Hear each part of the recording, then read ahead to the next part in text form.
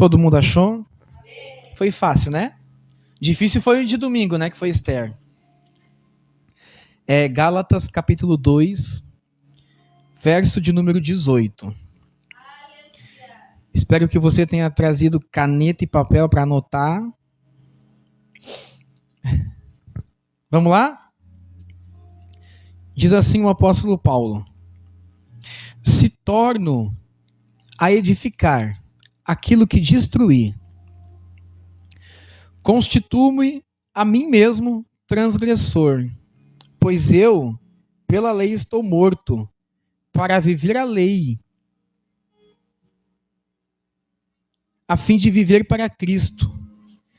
Estou crucificado com Cristo, e já não vivo eu, mas Cristo vive em mim. A vida que agora vivo no corpo, vivo na fé do Filho de Deus, que me amou e a si mesmo se entregou por mim. Amém? Toma o teu assento nesta noite. Dá uma salva de palmas para Jesus. Glória a Deus. Se os irmãos precisarem de caneta e papel, tem ali. É bom que os irmãos anotem bastante. Amém? Glória a Deus. Semana passada, então, eu comecei a falar sobre este tema tão importante para a nossa vida cristã. E se os irmãos puxarem bem na memória, vão ver que eu preguei sobre crucificados com Cristo. E eu disse para os irmãos que, a princípio, nós falaríamos por 2 ou 3 terça-feira sobre o mesmo assunto. E hoje eu iria entrar exatamente no foco da questão, mas acho que não vai dar. Então, hoje é o segundo dia. Possivelmente vamos ter semana que vem ainda mais um dia falando sobre o mesmo texto, sobre o mesmo tema, sobre a mesma pessoa, sobre o mesmo assunto, porque eu tenho certeza que nós vamos aprender bastante. Amém? Semana passada eu destaquei para os irmãos que o autor da carta de Gálatas é Paulo. Eu destaquei para os irmãos semana passada que Gálatas, na verdade, a carta que Paulo escreve aos cristãos que estão na região da Galácia, que era um conjunto de várias regiões e várias cidades. Então, a região da Galácia e a igreja e os cristãos que estão na Galácia, Paulo chama de Gálatas. Amém? O autor é Paulo, e eu frisei bem para os irmãos semana passada também, que Paulo, antes de ser o homem que escreve principalmente o versículo 20 ali, que ele diz: estou crucificado com Cristo, já não sou eu mais quem vivo, mas Cristo vive em mim. Esse mesmo homem que escreve este texto, antes dele ter tido um encontro com Cristo, ele era um perseguidor. Os irmãos lembram que eu falei isso? Ele foi um grande perseguidor, ferrenho, odiava o povo de Deus. Ele era letrado em todas as sabedorias, em todas as leis, ele era fariseu. No capítulo 26 do livro de Atos dos Apóstolos, quando Paulo está perante o rei Agripa, e Paulo está prestes ali a ser condenado à morte já, e ele conta a sua história de conversão perante o rei Agripa, e ele escreve em Atos capítulo de número 19, Atos capítulo de número 26, ele está perante o rei Agripa, e ele escreve dizendo no versículo 10 que ele, tendo recebido a autoridade dos principais da sinagoga, Saulo, ele persegue os cristãos que estão até mesmo em cidades estranhas, em cidades vizinhas. O ódio que Saulo tinha do povo de Deus era tão grande que ele, cego pela sua religião, ele persegue os cristãos até mesmo em outras cidades, em outras localidades. Aí ele vai dizer assim, que ele lançou muitos na prisão. Vocês podem ler todo o capítulo 26 de Atos em casa, vocês vão ver Paulo ele diz, eu lancei muitos nas prisões, condenando-os à morte, e quando eles eram condenados à morte, era eu quem dava o voto para que eles morressem. Demonstrando então que Saulo, ele era um homem determinado, focado, decidido. Um homem que sabia muito bem o que queria, embora estivesse enganado. Amém? Ele diz assim, no versículo de número 11 do capítulo 26 de Atos, ele diz, castigando-os muitas vezes por todas as sinagogas, obriguei-os a blasfemar. Sabe o que ele está dizendo aqui? Que ele torturava os cristãos a ponto dos cristãos blasfemar. Então a perseguição era ferrenha. Mas numa dessas viagens que faz para seguir o povo de Deus, a partir do versículo 13 do capítulo 26, ele começa a narrar.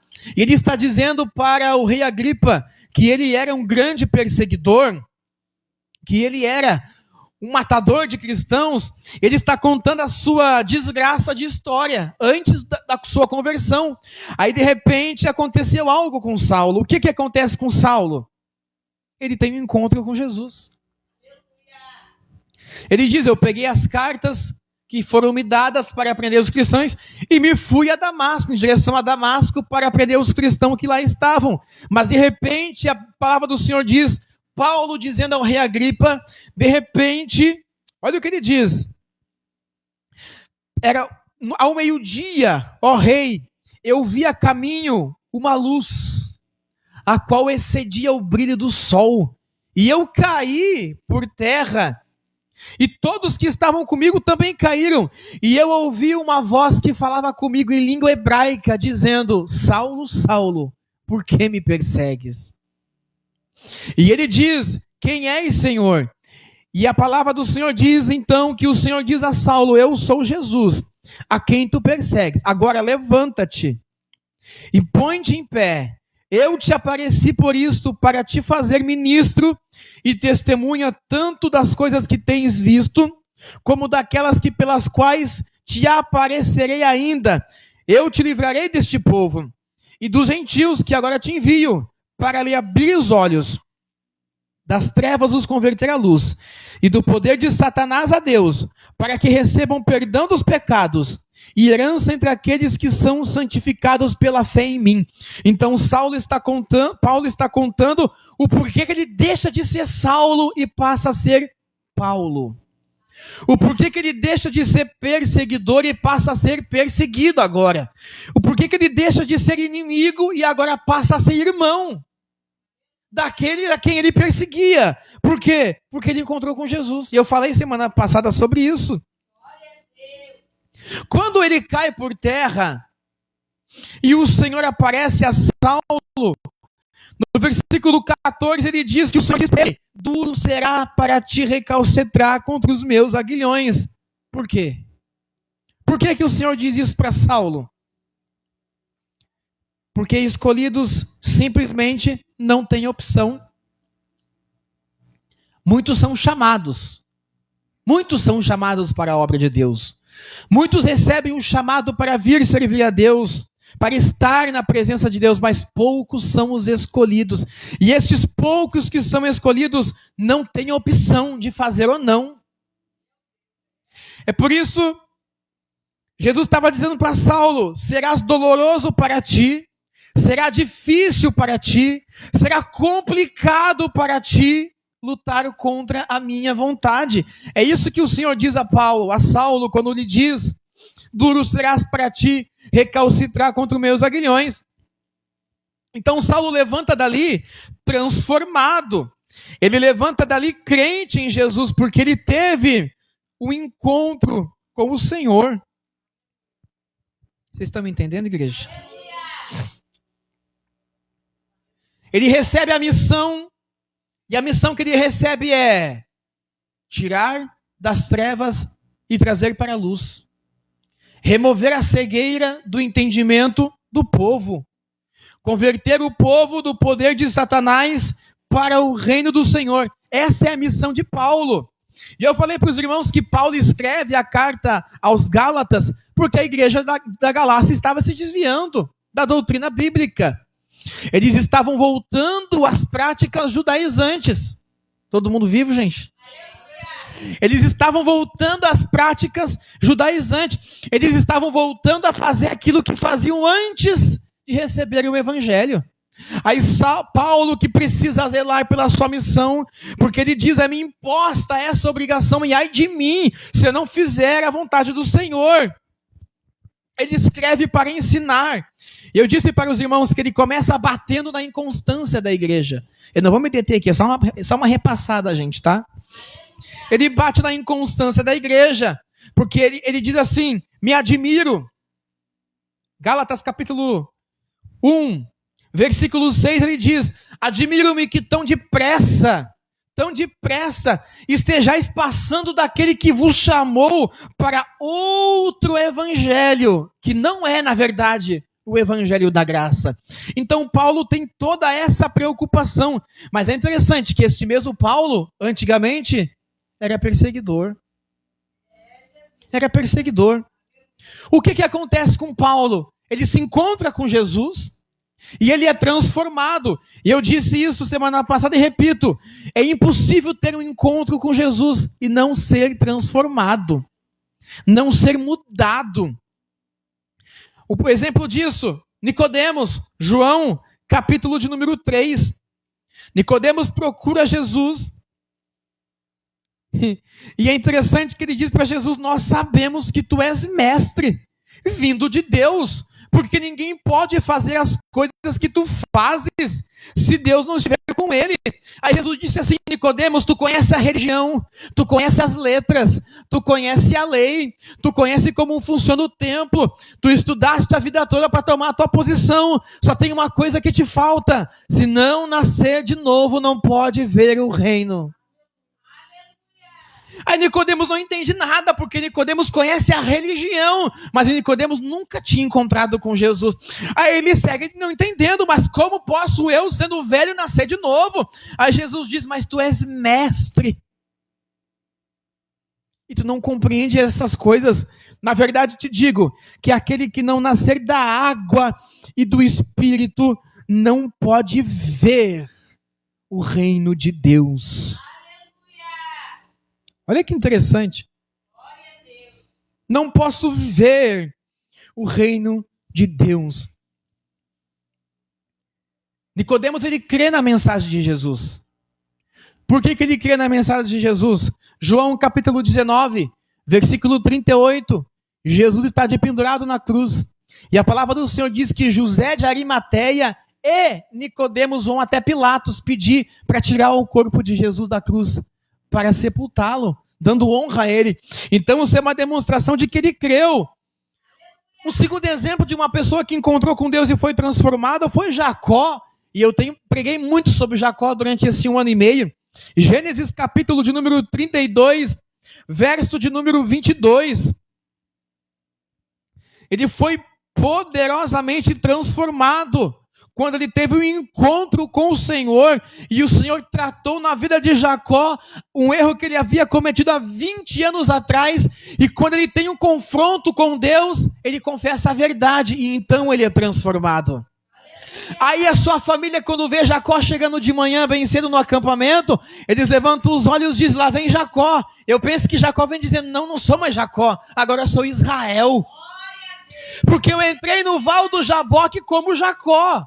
Eu entrei para me encontrar com Deus como Jacó, mas eu saí como Israel, aquele que luta com Deus e com os homens e permanece. Paulo, ele é transformado poderosamente. Ele foi tão poderosamente transformado que ele se entrega ao zelo e à vontade. Ele se entrega totalmente à vontade do Senhor. Quer ver? 1 Coríntios, abre aí rapidinho, anota. Olha como é que Paulo lidava com as coisas de Deus. É por isso que Paulo está batendo um pouquinho na igreja. Capítulo 9.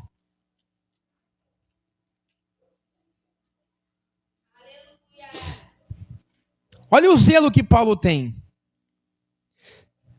Ele diz assim: contudo, Quando anuncio o evangelho, não tenho de que me gloriar. 1 Coríntios 9,16. Não tenho de que me gloriar, pois é-me imposta esta obrigação. E ai de mim se não anunciar o evangelho. Ele está dizendo, eu tenho a obrigação de pregar, de ensinar, de falar a verdade, pois é duro para mim lutar contra a vontade de Deus.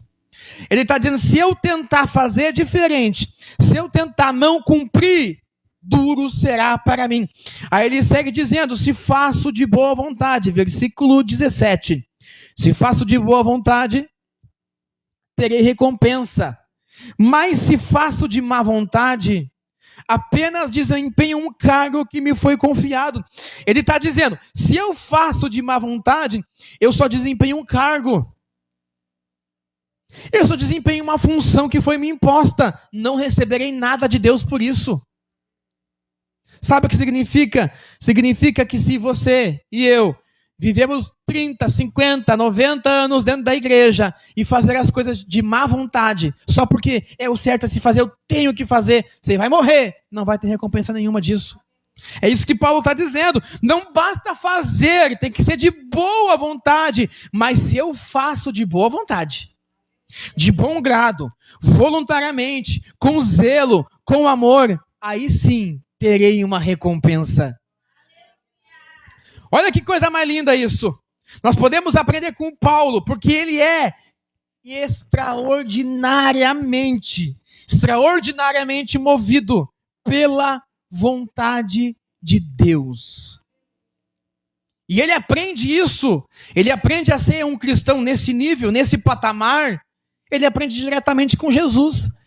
1 Coríntios capítulo 11, verso 1, Paulo diz, sede meus imitadores, como eu também sou de Cristo.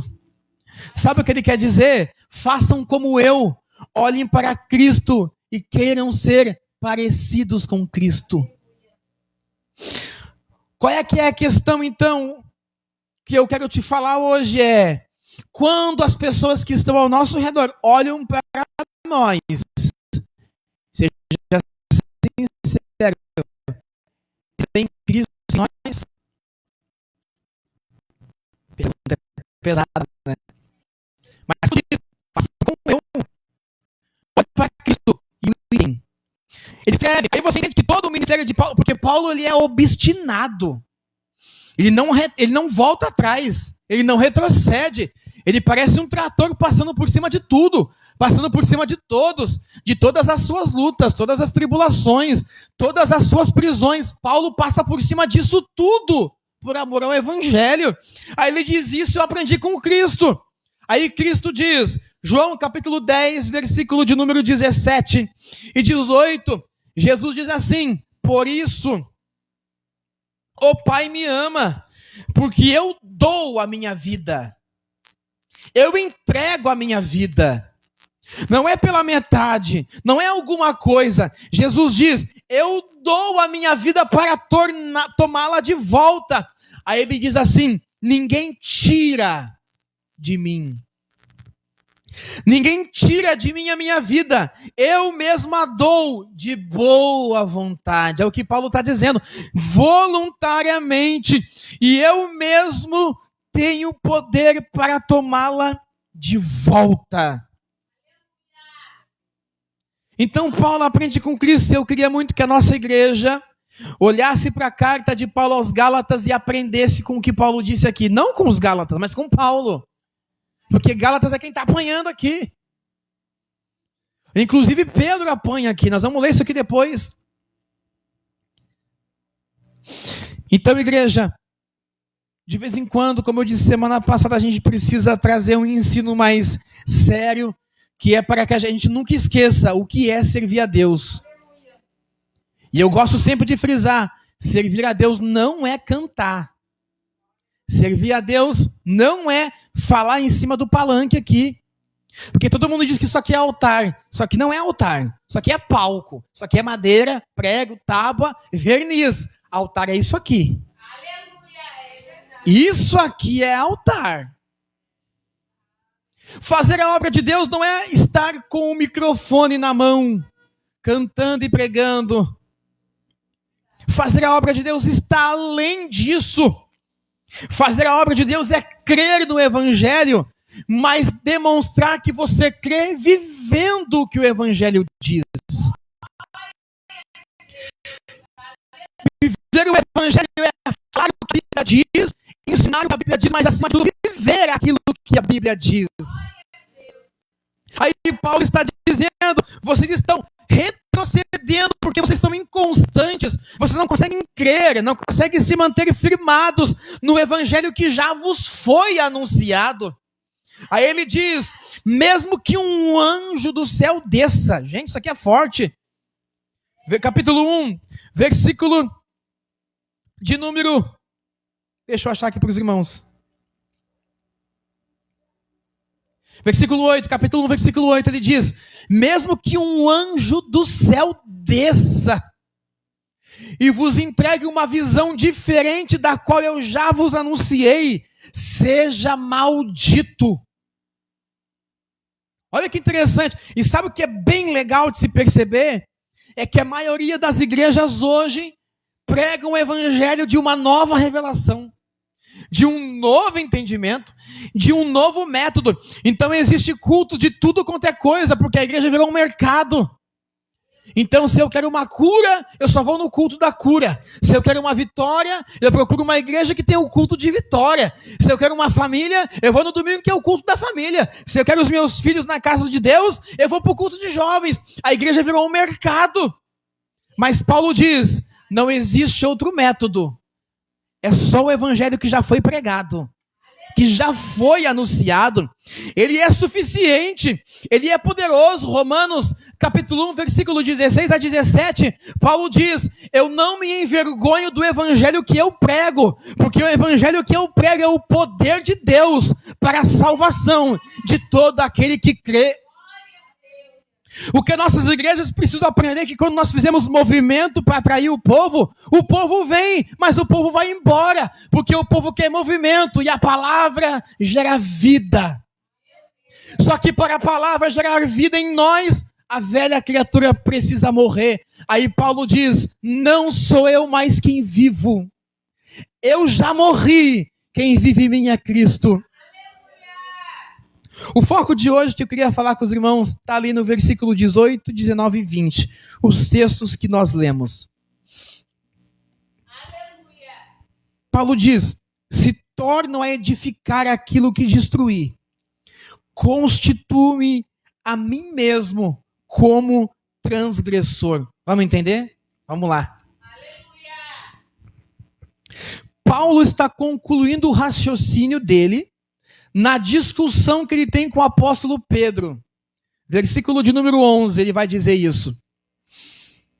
O que acontece? Paulo está presente no meio da igreja, Pedro chega. E Pedro se mistura com os gentios. Só que Pedro é judeu. Tiago é judeu. Paulo é judeu. Só que Pedro é um judeu que se converteu a Jesus, mas Pedro ainda tem a visão judaizante dentro de si. É pessoas que se convertem, mas não abandonam tudo que aprenderam lá fora.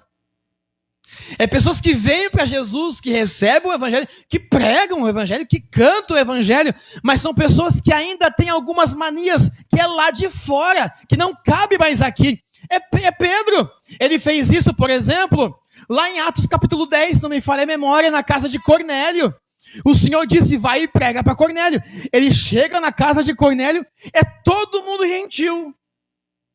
E Pedro começa a pregar assim, olha, não é bom para mim estar aqui com vocês, porque eu sou judeu, vocês são gentil. Outras palavras, eu sou puro e vocês são impuros. Não vai pegar bem se me virem aqui. E Pedro está pregando costumes, antigos pensamentos para o povo que Deus queria que ele pregasse o evangelho. Aí eu imagino o Espírito Santo olhando e dizendo, não, Pedro, tu não entendeu nada, Pedro. E Pedro está pregando a sua religiosidade. Aí a Bíblia diz que de repente, enquanto Pedro pregava, o Espírito Santo interviu na pregação de Pedro. E a Bíblia diz que o Espírito Santo então caiu sobre eles e todos foram cheio do Espírito Santo. Aí Pedro calou. Pedro, não faça imundo, que o Senhor já purificou. Pedro tem entendido que Deus também queria os gentios. Aí ele está aqui na igreja da Galácia, pregando judaísmo. E que interessante que a Bíblia diz que ele está comendo e conversando com os gentios, e de repente ele vê que Tiago chegou, e Tiago era o pastor da época em Jerusalém, e Tiago é judeu, e quando ele vê que Tiago chega, ele olha para Tiago, olha para os gentios e vai saindo de perto dos gentios, e vai ficar perto de Tiago.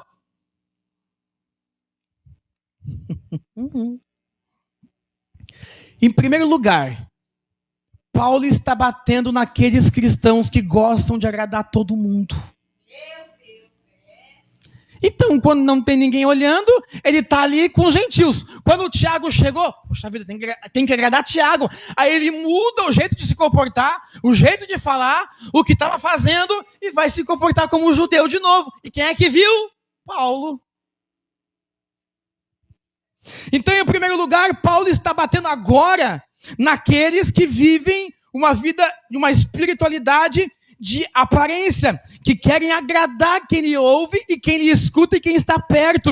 E ele é maleável, dependendo de quem está junto, ele se mistura e parece igual. É um crente camaleão. Já viu falar? O crente camaleão. Aí Paulo está batendo, aí Paulo olha o que Pedro está fazendo, e Paulo tem discernimento. Ele olha, e Paulo escreve, 1 Coríntios, capítulo 2, versículo 14, Paulo diz, o homem natural não compreende as coisas do Espírito, não discerne as coisas do Espírito, pois lhe parecem loucura, e não as discernem, porque as coisas do Espírito se discernem espiritualmente. Aí ele vai dizer assim, aquele que é espiritual, porém, discerne tudo, e discerne a todos, e ninguém discerne ele. Aí Paulo, que tem discernimento, está olhando para Pedro, está vendo que Pedro está querendo demonstrar uma espiritualidade que ele não tem, porque ele estava com os gentios, mas agora ele quer mostrar para Tiago que ele é judeu. Aí, em segundo lugar, ele está batendo, então, naqueles que querem agradar a todos. Eu vou te fazer uma pergunta nessa noite, não responde para mim, tá? Porque senão pode ser que o irmão do lado fique bravo contigo. O teu compromisso é com quem?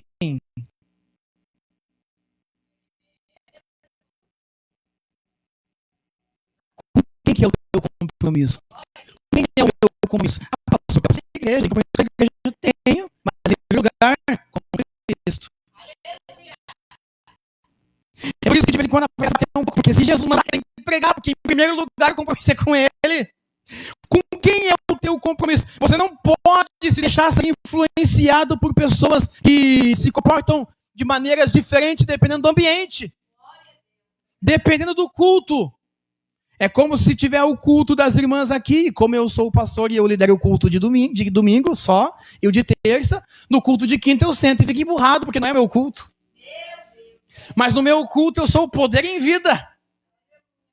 É o mesmo que a irmã Maiara subir aqui e louvar, e eu pular e gritar com o louvor da irmã, e quando a Jace vir aqui, eu fecho a cara, porque eu não gosto muito da Jace. Então eu quero agradar alguns e desagradar outros, mas Deus está dizendo nessa noite, teu compromisso é com Cristo.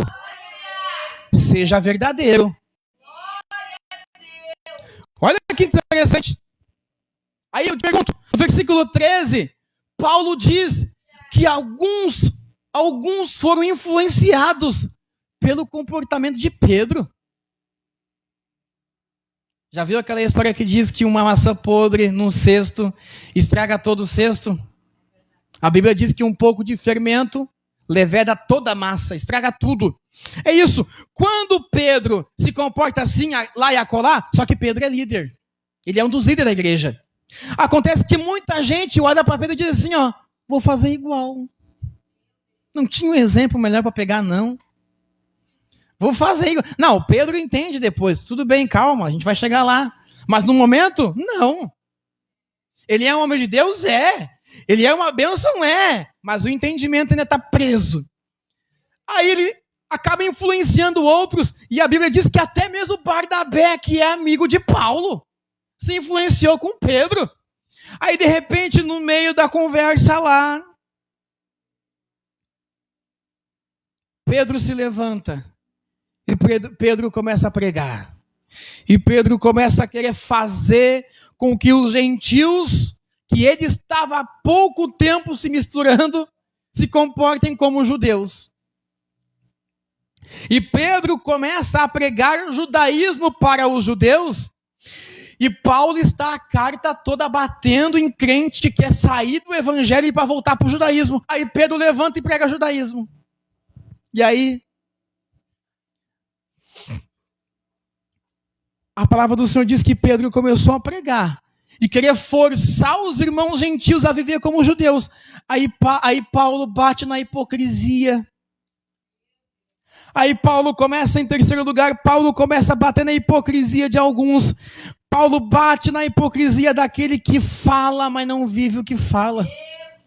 Que prega, mas não vive o que prega. Que ensina, mas aquilo que ensina não pratica. Que diz que crê, mas na verdade não crê. Aí Paulo diz assim para Pedro: mas tu és judeu, camarada, e tu não vive como judeu, criatura. Como é que tu quer que estes vivam como judeus? Olha que interessante. Paulo está dizendo: a nós não vivamos um cristianismo que se comporta como as antigas maneiras de viver. Ou seja, eu digo que sou crente, eu venho para o culto, eu pulo, eu até falo em línguas, sapateio, rolo pelo chão da igreja, mas as práticas da minha vida são as antigas ainda. São as antigas ainda. Quem está na graça, quem está em Cristo, está liberto da sua falsa religiosidade, da sua falsa espiritualidade, da sua falsa santidade, do seu falso conhecimento intelectual. Segundo aos Coríntios, capítulo 5, versículo 17, Paulo diz: assim, se alguém está em Cristo, nova criatura é, e as coisas velhas se passaram, e tudo se fez novo. Quando Paulo diz nova criatura é, no sentido original do grego é nova criação. Significa dizer que quem está em Cristo está sendo recriado de novo, de dentro para fora. E quando isso acontece, não cabe mais a velha pessoa, a velha maneira de viver, a velha maneira de crer. Aí no versículo 18 Paulo diz: Pedro, se eu fizer como tu, que está pregando, que está ensinando, mas que está dando de hipocrisia, está querendo fazer o povo voltar a ser o que era antes, se eu torno a fazer como tu, a edificar o que eu já destruí. Vamos ficar aqui um pouquinho? Sabe o que significa? Pessoas que por algum tempo abandonaram as práticas e voltaram. Pessoas que buscam a Deus para mudar, para serem transformadas, e por algum momento conseguem, mas daqui a pouco começam a edificar aquilo que eles já destruíram. É isso que Paulo está dizendo. Está dizendo que se eu torno a edificar aquilo que eu destruí, eu estou sendo um infrator, eu estou pecando contra o Senhor, porque na verdade eu preciso estar morto para todas essas coisas que eu já abandonei lá atrás. Vocês estão entendendo? Ele está falando de alguns que cedem à pressão e deixam as barreiras serem levantadas de novo, barreiras mentais, barreiras filosóficas, que a moda agora é ser filosoficamente correto, né? Estão edificando de novo seu velho pensamento de lidar, de ser, de se comportar. Fala de gente que se desanima e volta de novo. Estou tentando. Não consegui. Vou largar tudo de mão. Aí larga tudo de mão. Aí daqui a pouco vou tentar de novo. Aí tenta e larga. Tenta e larga. Tenta e larga. O que é isso? Não. Aí Tiago diz: o homem que não crê é semelhante à onda do mar. O vento bate e o vento joga de um lado. Aí quando o vento quer jogar para o outro lado, o vento bate de novo e joga do outro lado de novo. Não, você não pode ser folha seca, você não pode ser onda do mar. Você tem que ser casa cravada com os pés na rocha, que o vento vem e sopra. A água vem e bate e a casa permanece. É isso que Paulo está ensinando aqui. Aí Paulo vai dizer assim, alguns estão voltando para as práticas, é isso que ele está dizendo aqui. O recado que eu tenho para te dar hoje é: não retroceda. Não retroceda. Anota aí, esse versículo é importante. Hebreus, capítulo 10, versículo de número 38. Olha o que diz. Mas o justo viverá pela fé. E se ele retroceder, eu não tenho prazer nele. Aí o versículo 39, ele diz: nós, porém, não somos dos que retrocedem e são destruídos, mas somos daqueles que creem e são salvos. Porque está escrito: aquele que perseverar até o fim será salvo. É aquele que pega a ferramenta na mão e não larga enquanto o pátio não for todo capinado. É isso que está dizendo. Aquele que põe a mão no arado e olha para trás não está apto para entrar no reino, porque aquele que perseverar será salvo. Eu quero dizer nesta noite que não é a tua unção que te salva. Não é o teu cargo de pastor, de diaconisa, de evangelista, de missionário, de presbítero, de sacerdote, de vice-deus. Cargo não salva. O que salva é a tua obediência à palavra do Senhor. Isso vai te salvar. Mas quer saber? Misericórdia. Paulo tem o remédio para esse tipo de problema no meio da igreja. Pergunta para mim qual, pastor? Muito baixo, de novo. Paulo tem o remédio para este problema. Quer ver? Versículo 20. Ele diz: se eu torno a edificar, eu sou um transgressor. Porque eu, pela lei, estou morto para a lei, a fim de viver para Cristo. Sabe qual é a solução de Paulo para o problema da inconstância, da falta de fé, da hipocrisia, daquele que é o que não é o que parece, é e finge que não é e não é? Paulo diz: seja crucificado com Cristo. Já não vivo mais eu, mas Cristo vive em mim. E a vida que agora vivo no corpo, vivo na fé do Filho de Deus. Do Filho de Deus, que me amou e a si mesmo se entregou. Paulo está dizendo: vocês estão retrocedendo, tornando as vossas práticas vãs, voltando à vossa maneira de viver, caindo na apostasia que é frieza espiritual, porque vocês ainda vivem para si próprios. Por isso, Pedrão, que tu quer fazer os judeus viver como tu, porque tu vive para o teu jeito de pensar, mas eu já estou crucificado com Cristo. Não vivo eu. Aí ele diz: estão se preocupando com a aparência de espiritualidade fingida, porque não morreram para si mesmos. Então, Paulo está dizendo: o segredo é: aceitem morrer para si próprios. Olha como é simples. Não precisava o pastor ter feito tudo isso aqui. Era só dizer isso, né? Mas é bom para a gente entender. Paulo está dizendo: o problema para vocês parar de fingir ser espirituais sem ser, parar de fingir ser fortes sem ser, é morram para si mesmos. O que ele está dizendo é: o teu jeito de pensar não serve mais. O teu jeito de agir não serve mais. O teu jeito de arrumar as coisas não servem mais. Porque, na verdade, nada que existe no homem serve para Deus. Você sabia disso? Marcos capítulo 7, versículo 20, Jesus diz: pois é do coração do homem que procede as más intenções, os adultérios, as prostituições, os homicídios, os furtos, a avareza, as maldades, os engano, os desejos incontroláveis, a inveja, a blasfêmia, a soberba e a loucura.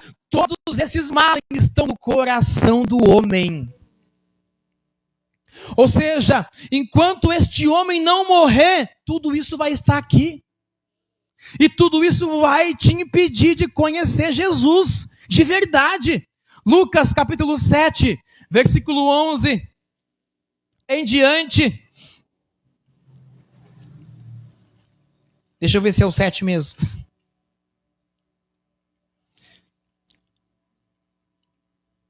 Lucas 11, versículo 9, perdão. Olha o que Jesus diz.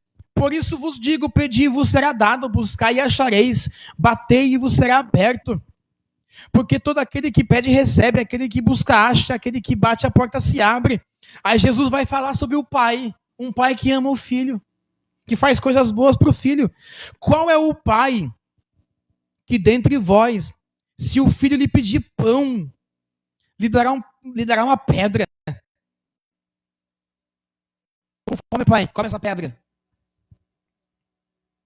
Ou se lhe pedir peixe, lhe dará uma serpente. Ou se lhe pedir um ovo, lhe dará um escorpião. Aí Jesus diz bem assim: se vós que sois maus, todo homem é mau. Se vós que sois mau, sabeis fazer coisas boas aos vossos filhos, muito mais vosso Pai que está no céu. Sabe o que Jesus está dizendo? Que fazer coisas boas não te torna bom perante Deus. É isso. Jesus diz: vocês cuidam dos filhos, dão comida, cuidam e tudo mais, mas vocês são maus.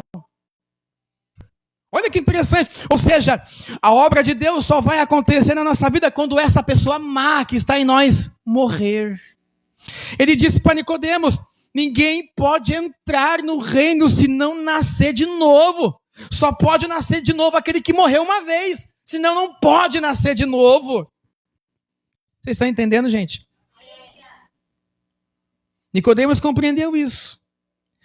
Quando Jesus diz para Nicodemos: aquele que não nascer da água, ele está dizendo um ato público, uma obra visível, um ato que indica a sua submissão à vontade de Deus. E do Espírito, o que é nascer do Espírito? É morrer para si mesmo e agora viver para agradar a Deus. Se eu ainda penso primeiro naquilo que me favorece e naquilo que me faz bem, mesmo que eu saiba que não é a vontade de Deus, desculpa, gente, a velha criatura que a gente domina ainda não é o Senhor. Não, pastor, eu vou fazer isso aqui porque para mim eu acho que é o melhor. E o que é que o Senhor te disse? E qual é a direção que o Senhor te dá? E qual é o apontamento que o Senhor tem te dado? Se você ainda consegue ter a coragem de fazer a tua vontade, não a de Deus, desculpa, te convido a nascer de novo. Aí Paulo diz assim: eu estou crucificado com Cristo. Eu aceitei morrer. Eu aceitei que eu morri com Cristo naquela cruz. E eu estou vivo hoje apenas para agradar a Deus. Só. É o próprio apóstolo Paulo que fala dizendo que se morrer, para mim é lucro. Se eu viver, para mim é Cristo. E se eu morrer, para mim é lucro. O que ele quer dizer é: eu estar vivo, eu não estou vivo para casar, para ter dinheiro, para ser feliz, para constituir família. Em primeiro lugar, eu estou vivo para servir a Cristo. E se eu morrer, para mim está muito melhor, porque daí eu estou diretamente com Cristo. Ou seja, nós criamos a ilusão de que nós nascemos para ser feliz, para casar, para constituir família, para ser rico, para ser próspero. E é verdade, essas coisas são plano de Deus para a nossa vida. Mas na verdade, nós nascemos para servir a Cristo, para sermos salvos por Cristo. Mas nessa noite eu quero dizer para ti: não torne a edificar aquilo que você já destruiu. Não torne a voltar atrás naquilo que você abandonar. Sabe o difícil que eu mencionando? Dependendo de algumas circunstâncias, para mim é um pouco mais difícil, porque eu tenho que lidar com os meus problemas dos irmãos. Então eu quero dizer nessa noite para você: não retroceda, não volte atrás, Não abandone a pureza do evangelho. Não troque uma pregação em ensino bíblico por qualquer palavrinha bonitinha que te agrade, porque às vezes nem tudo aquilo que te agrada vem de Deus. Às vezes o que vem de Deus é um confronto mesmo. É como seu filho em casa só faz arte. E toda vez que faz uma arte, tu diz que coisa mais linda. Tá crescendo, que coisa mais inteligente. Daqui 10 anos tá te surrando no mercado. Adiantou adoçar? Não adiantou. Então Jeová, para educar a igreja de vez em quando, Jeová diz assim, ô pastor, pregue isso aqui, tá? Porque só eu sei a situação de cada um. Eu não sei, mas Deus sabe. Deus sabe. Aí Paulo diz, Pedro, para a igreja da Galácia, a solução para vocês é: parem de viver para vocês, se entreguem completamente, porque eu já estou crucificado com Cristo. O que ele quer dizer com isso é: eu não vou parar de ensinar, não vou parar de pregar, não vou parar de falar a verdade, porque eu não dependo de agradar ninguém. Não tenho a necessidade de aparentar ser algo para ninguém. Paulo está dizendo, eu sou um reflexo daquilo que eu observei de Cristo. E eu quero dizer para ti nessa noite, viva a tua vida para Cristo hoje. Te coloca de pé nessa noite. Pode encerrar a live. Viva a tua vida para Cristo em nome de Jesus.